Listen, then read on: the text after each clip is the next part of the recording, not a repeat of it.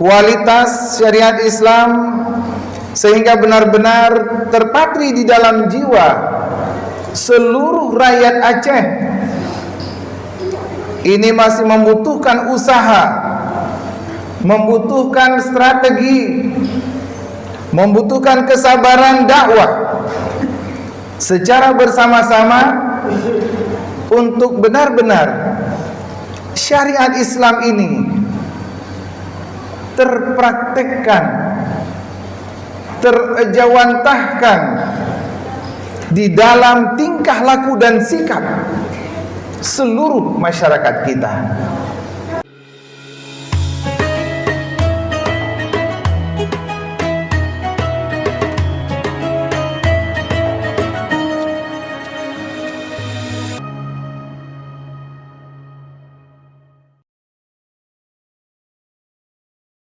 Assalamualaikum warahmatullahi wabarakatuh.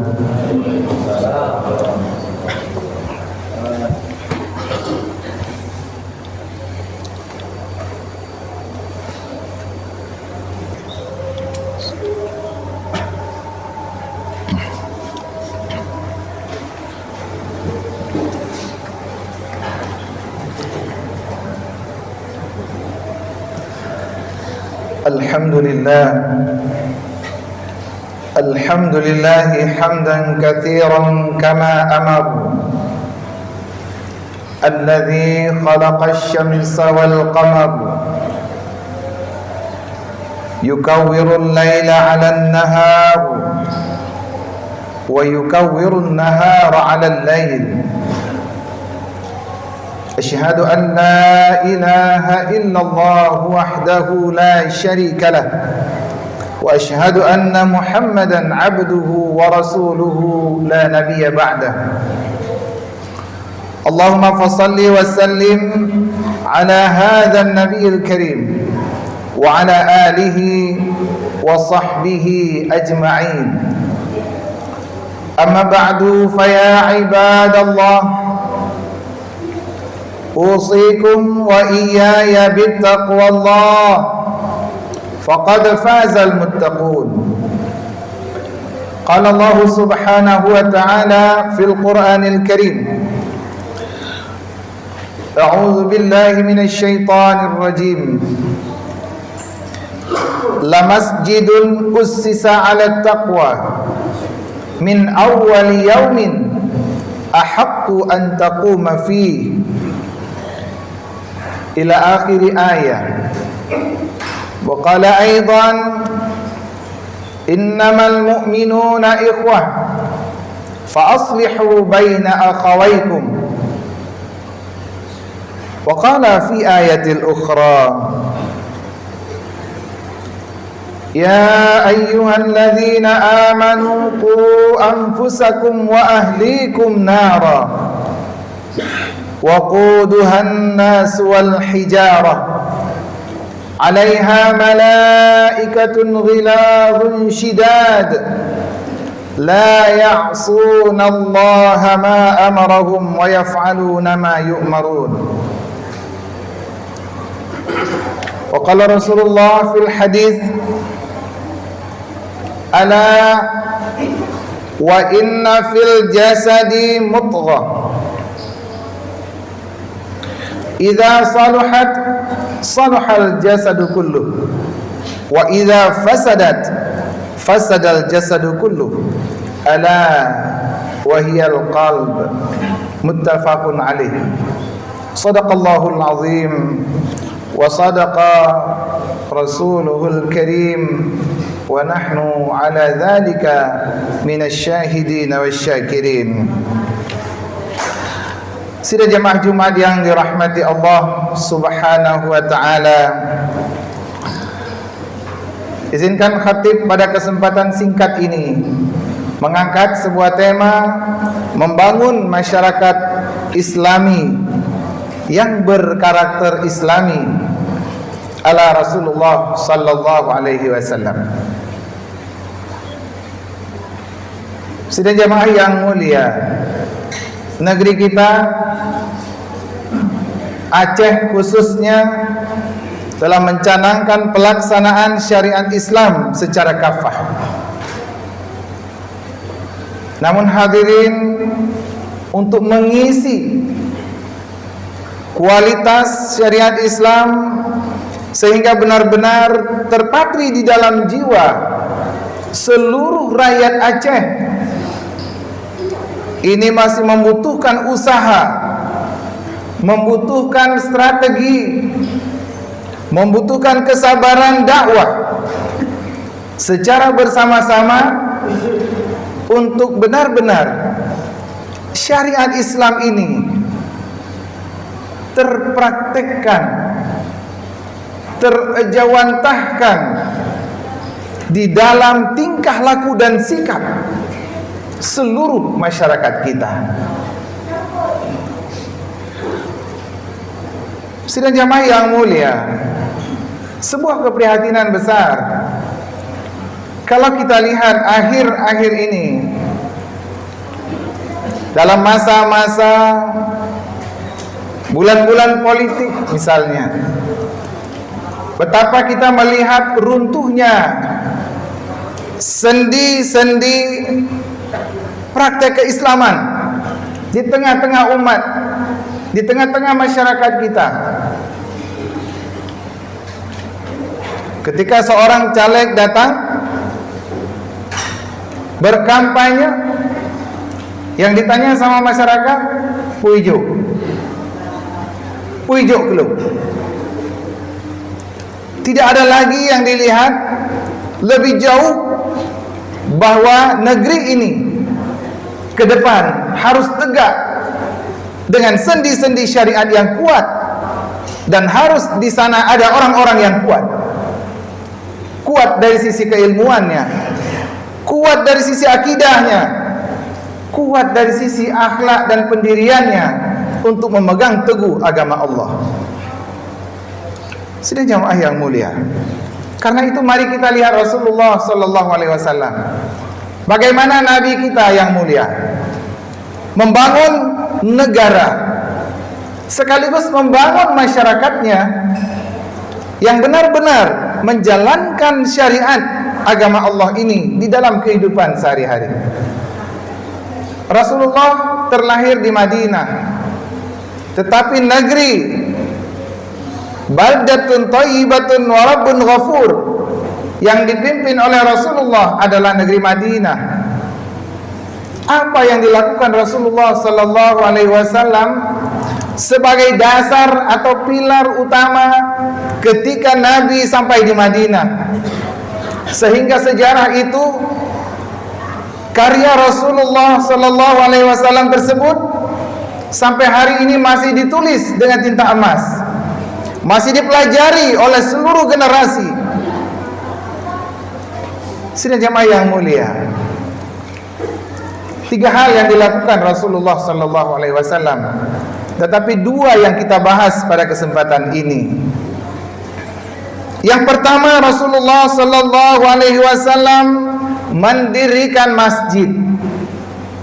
Jadi ketika sampai dari Makkah ke Madinah waktu hijrah, yang dilakukan Nabi sallallahu alaihi wasallam pertama bersama para sahabatnya, Muhajirin dan Ansar, adalah Nabi mendirikan masjid yang dinamakan dengan Masjid Quba. Masjid Quba ini posisinya 5 km sebelah barat daya Masjid Nabawi.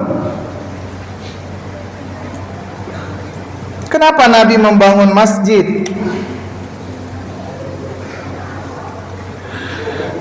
Membangun masjid adalah membangun mental spiritual, hadirin.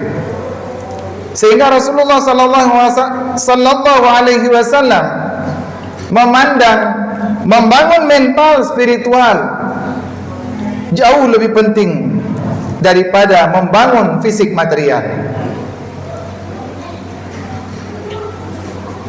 Yang dilakukan Rasulullah ini diabadikan Allah Subhanahu wa taala di dalam Al-Qur'an, surat At-Taubah ayat 108.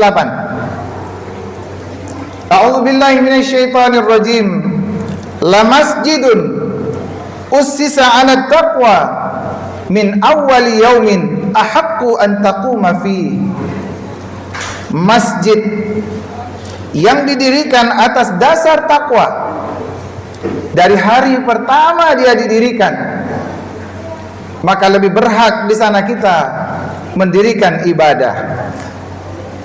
Sidang jemaah yang mulia, di dalam masjid inilah Rasulullah sallallahu alaihi wasallam memulai membangun mental spiritual umat. Masjid sebagai berfungsi utama sebagai tempat ibadah kepada Allah Subhanahu wa taala. Dan selanjutnya Rasulullah menjadikan masjid ini sebagai madrasah, sebagai tempat pembelajaran umat untuk mengenal agama Allah, untuk mengetahui yang baik dan yang salah, dan segala aturan-aturan yang akan dilaksanakan, yang akan dipraktekkan oleh sahabat-sahabat beliau.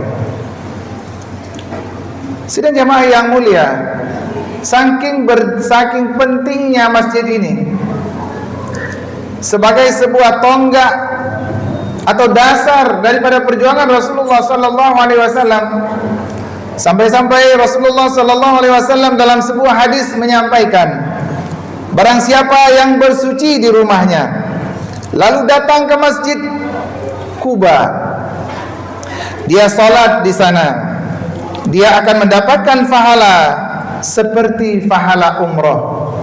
Hadis ini diriwayatkan oleh Ahmad, Nasai, Ibnu Majah dan Hakim, dan hadis ini sahih. Sidang jamaah yang mulia, memperbaiki hati ini, memperbaiki mental spiritual ini adalah menjadi titik utama yang paling penting dianggap oleh Rasulullah sallallahu alaihi wasallam. Dalam hadis juga Rasul berpesan, ala wa inna fil jasadi mudghah. Ingatlah bahwa di dalam jasad ini ada segumpal daging. Idza saluhat, kalau daging itu bagus, saluhal jasadu kullu, maka baguslah seluruh tubuh kita. Wa idza fasadat, dan apabila daging itu busuk, fasadal jasadu kullu, maka rusaklah seluruh tubuh kita. Sidang jamaah yang mulia, makanya hendaklah masjid ini dijadikan tempat yang damai, tempat membangun ukhuwah, tempat membangun silaturahim, tempat belajar, tempat beribadah, sehingga seluruh jamaah masjid diharapkan jauh dari sifat-sifat yang tidak dikehendaki oleh Islam, sifat-sifat munafik, riya, dendam, dan juga saling membenci, apalagi saling menghujat dan berbantah-bantahan yang dapat merusakkan silaturahim kita. Sidang jamaah yang mulia, yang kedua, apa yang dilakukan Rasulullah sallallahu alaihi wasallam sesampai di Madinah? Setelah mendirikan masjid, lalu Rasulullah sallallahu alaihi wasallam mempersaudarakan antara kaum Muhajirin dan Ansar. Kaum Muhajirin ini adalah sahabat-sahabat Rasulullah di kota Makkah yang berhijrah bersama Rasulullah ke kota Madinah. Yang menyambutnya dikatakan orang-orang Ansar, orang-orang yang suka menolong. Di hadapan 50 orang sahabat ini, Rasulullah sallallahu alaihi wasallam bersabda, ta'akhaw fillah, akhawain. Bersaudaralah kalian dalam agama Allah. Akhawain, dua orang. Sehingga waktu itu Abu Bakar radhiyallahu an mendapat teman dipersaudarakan oleh Rasulullah, kaum Ansar, namanya Kharijah bin Zuhair. Sayyidina Umar bin Khattab dipersaudarakan dengan Utsman bin Malik. Abdurrahman bin Auf dengan Sa'ad bin Ar-Rabi'. Begitu juga Abu Ubaidah bin Jarrah dengan Sa'ad bin Mu'az dan lain-lain semuanya. Dua orang. Mereka benar-benar dipersatukan di dalam agama Allah, dan setelah dipersatukan ini, dipersaudarakan ini, maka benar-benar mereka merasakan persaudaraan itu. Sampai-sampai dalam sejarah disebutkan Abdurrahman bin Auf mengatakan kepada Sa'ad bin Ar-Rabi, karena Rasulullah sallallahu alaihi wasallam telah mempersatukan kita dalam agamanya, maka hari ini engkau adalah saudaraku seagama. Wahai Abdurrahman, aku akan membagikan hartaku menjadi dua bagian. Jadi Sa'ad bin Ar-Rabi ini adalah orang, termasuk orang terkaya juga di kota Madinah. Begitu juga Abdurrahman bin Auf, ini orang kaya di kota Mekah. Tetapi ketika hijrah dari Mekah ke Madinah, seluruh harta bendanya ditinggalkannya di Mekah. Bapak-bapak jangan berpikir, oh nanti kan bisa balik lagi, ambil lagi. Tidak ada cerita ambil lagi.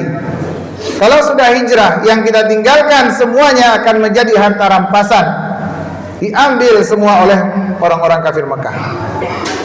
Makanya Abdurrahman bin Auf hanya membawa baju di badan, dan apa harta yang bisa dibawa untuk perjuangan. Tetapi apapun tawaran yang ditawarkan oleh Sa'ad bin Ar-Rabi, apa jawab Abdurrahman bin Auf? Tunjukkan kepadaku di mana pasar. Karena Abdurrahman bin Auf seorang sahabat yang hebat di dalam berniaga, memiliki jiwa entrepreneur yang luar biasa. Tidak lama kemudian beliau kembali menjadi sukses sebagai pengusaha kaya, sampai harta benda beliau sampai hari ini masih dirasakan oleh masyarakat Mekah, masyarakat Madinah. Sidang jamaah yang mulia, kenapa Nabi membangun ukhuwah? Ukhuwah adalah dasar daripada persatuan, hadirin. Persatuan adalah modal untuk kekuatan, dan kekuatan adalah pilar kemenangan.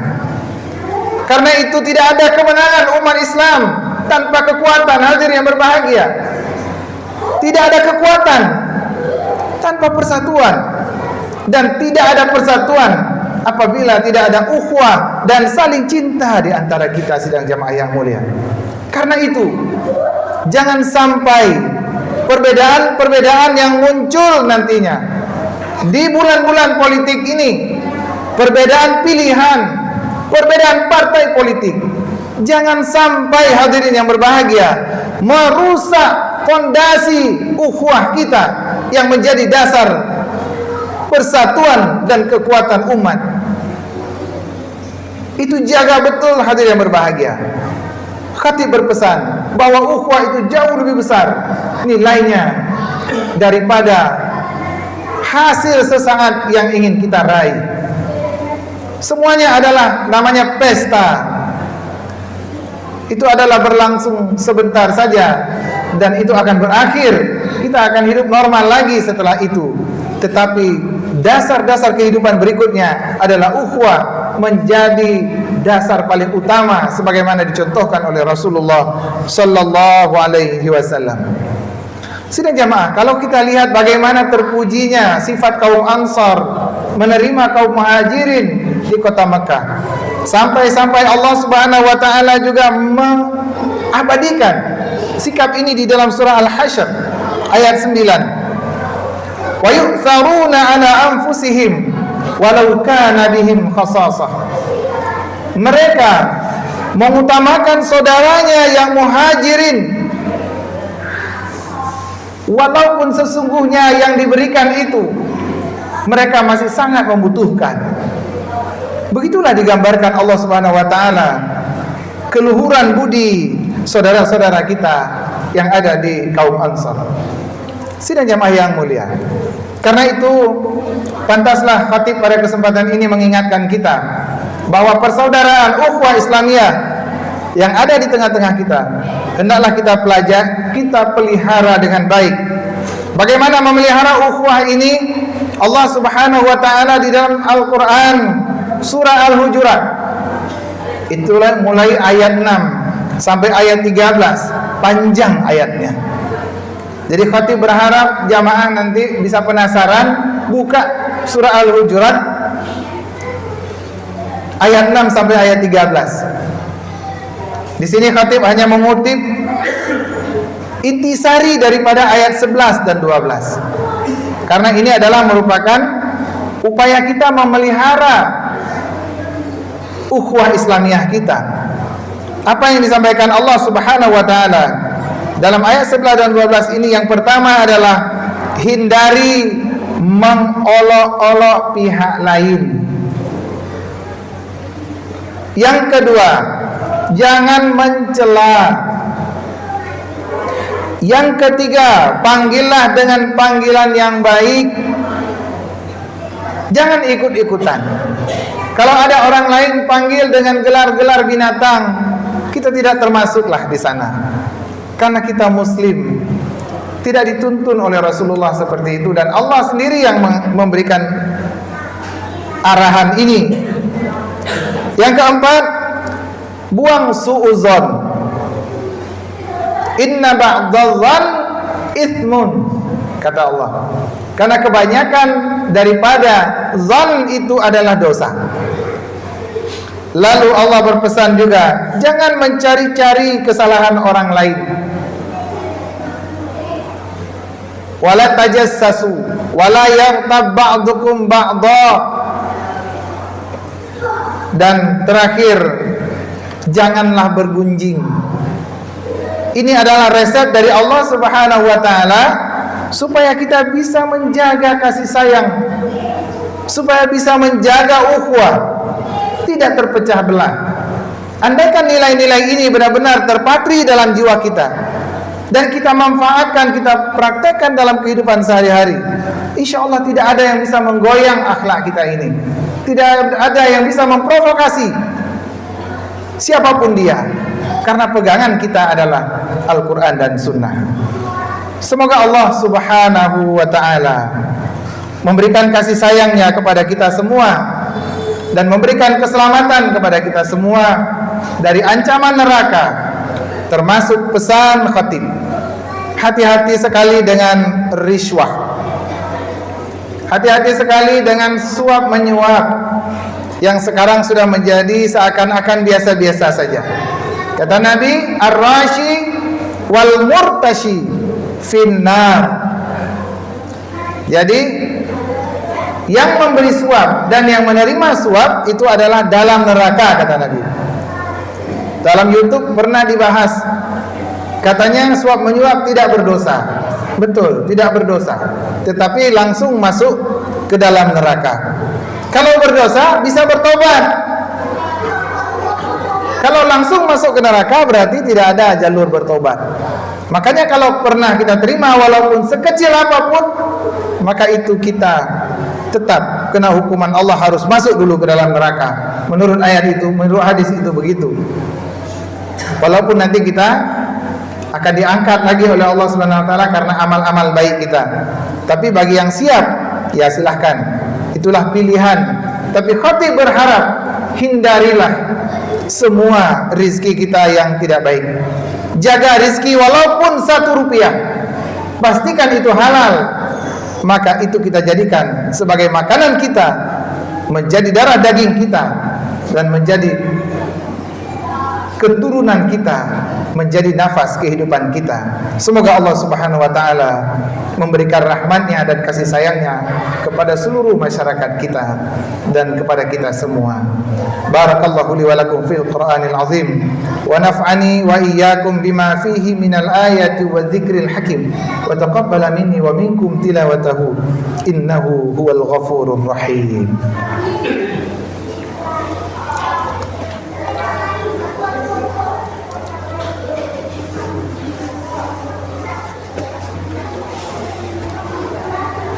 الحمد لله نحمده ونستعينه ونستغفره ونعوذ بالله من شرور أنفسنا ومن سيئات أعمالنا من يهد الله فلا مضل له ومن يضلل فلا هادي له أشهد أن لا إله إلا الله وحده لا شريك له وأشهد أن محمدا عبده ورسوله لا نبي بعده اللهم فصل وسلم على هذا النبي الكريم وعلى آله وصحبه أجمعين أما بعد فيا عباد الله اتقوا الله حق تقاته ولا تموتن إلا وأنتم مسلمون قال الله سبحانه وتعالى في القرآن الكريم أعوذ بالله من الشيطان الرجيم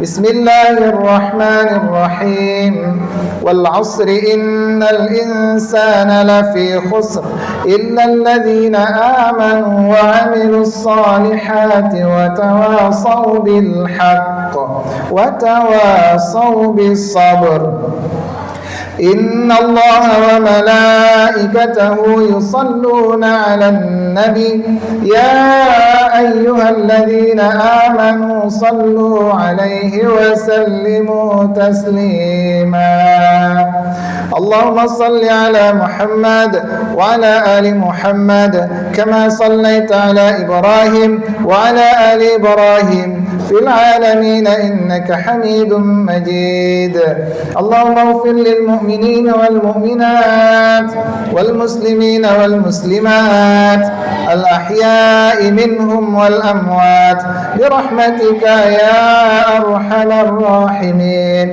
ربنا ظلمنا أنفسنا وإن لم تغفر لنا وترحمنا لنكونن من الخاسرين ربنا آتنا في الدنيا حسنة وفي الآخرة حسنة وقنا عذاب النار عباد الله إن الله يأمر بالعدل والإحسان وإيتاء ذي القربى وينهى عن الفحشاء والمنكر والبغي يعظكم لعلكم تذكرون فاذكروا الله العظيم يذكركم واسألوه من فضله يعطيكم ولذكر الله أكبر